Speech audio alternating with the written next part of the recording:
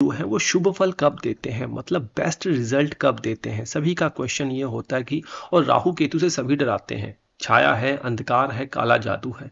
लेकिन देखिए राहु केतु कलयुग के मालिक हैं। कलयुग जो चलता है राहु केतु के वश में, आपका आना जाना पास्ट लाइफ से भी राहु केतु के वश में है।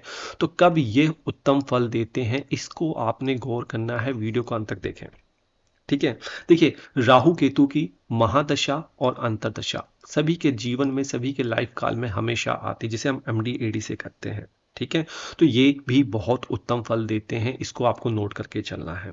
ठीक है, लेकिन कुछ रूल्स हैं जो महर्षि पराशरी ने कहा है, अगर वो रूल फॉलो होते हैं तो भाई ये डेफिनेटली देंगे। ठीक है, पराशरी जी कहते हैं, ठीक है, राहु केतु, देखिए कई लड़कियों की कुंडली में मैंने देखा है केतु यहाँ पे होते हैं। ठीक है, ससुराल जब वो अपनी कुंडली लेकर जाते हैं तो ससुराल वाले कहते हैं भैया राहु केतु बैठा है, घर को तबाह कर देंगे, लड़के का कैरियर तबाह कर देंगे। नहीं, ऐसा नहीं होता है। ठीक है, नोट कीजिए क्या होता है। देखिए केंद्र कौन से होते कुंडली का, पहला घर, दूसरा घर, तीसरा घर, ये सारों केंद्र होते हैं। तो राहु केतु हमेशा 180 डिग्री पे बैठे होते हैं। राहु अगर यहाँ बैठेगा तो केतु जस्ट उसके 180 डिग्री पे अपोजिट बैठेगा। ठीक है, और आपको पता है कि केंद्र के त्रिकोण कौन से होते हैं कुंडली के, ये जो घर होते हैं, ठीक है, ये त्रिकोण होते हैं। ठीक है, कुंडली के कौन से घर, कुंडली का पहला घर, पांचवा घर, नवम घर त्रिकोण होते हैं। ठीक है, खासकर कुंडली का पांचवा और आपका नवम भाव की बात की जाए।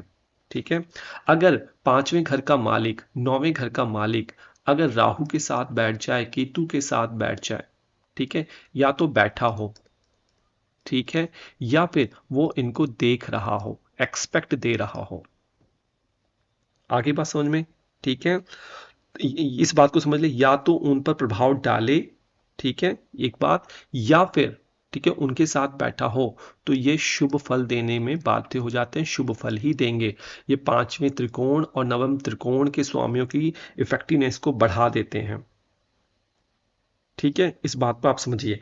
तो राहु अथवा केतु केंद्र में हो और त्रिकोणपति अपना प्रभाव उन पर डालें, ठीक है, ये डाल दें, या ये दोनों के दोनों ग्रह कौन कौन से, राहु केतु, ठीक है, कुंडली के पंचम भाव में बैठे हों या फिर नवम भाव में बैठे हों, ठीक हो, यहां पे बैठे हों, तब भी ये अपना शुभ फल ही देते हैं।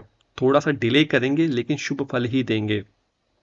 ठीक है, दूसरी बात, और केंद्र जब ये यहां पर बैठेंगे पंचम भाव पे या फिर पंचम भाव या नवम भाव पे, तो केंद्र के जो लॉर्ड हैं, केंद्र के जो मालिक हैं, ये चारों केंद्र के मालिक हैं, उनका अगर इनके ऊपर प्रभाव डले, ठीक है, देखें कुछ भी करें या बैठे उनके साथ, तो उनकी दशा अंतरदशा में, ठीक है, ये आपको योगप्रद सिद्ध होंगे, योग फल ये आपको देंगे। ठीक है, जिस घर में बैठे हैं उस घर के फल को देंगे।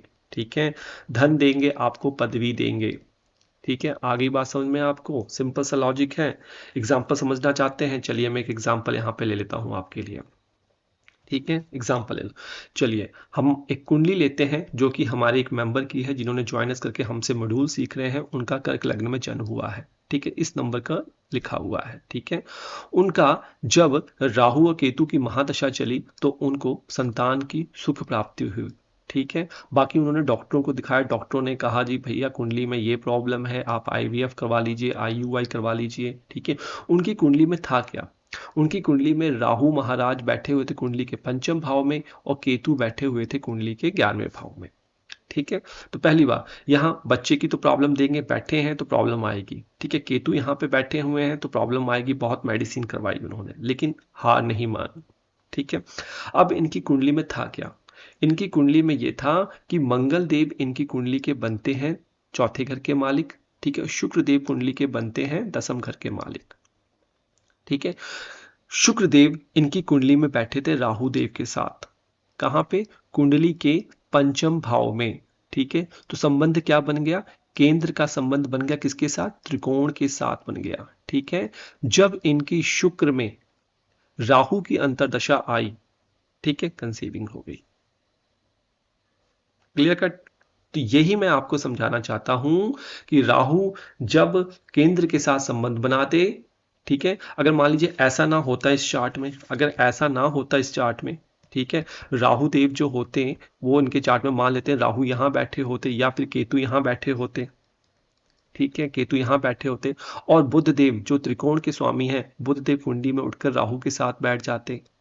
ठीक है, उस केस में क्या होता, हम कह सकते थे जब बुध में राहु आएंगे या राहु में बुध आएंगे तो घर की प्राप्ति हो सकती है, धन की प्राप्ति हो सकती है, प्रॉपर्टी का सुख इनको मिल सकता है, घर का सुख इनको मिल सकता है, बाहर की यात्रा ये कर सकते हैं, भाग्य इनका साथ दे सकता है उस वक्त। ठीक है, तो इस तरीके से आपको राहु केतु की महादशा का अध्ययन करना है। ठीक है, जाते जाते चैनल को लाइक सब्सक्राइब कर डालीजिए। पर्सनल कंसल्टेशन चाहिए, डिस्क्रिप्शन बॉक्स देख लीजिए, ज्वाइन अस करके मेंबरशिप लेना ना भूलें। बहुत सटीक वीडियो मॉड्यूल्स आपके लिए मैंने बना दिए हैं और यहाँ पे जा दीजिए।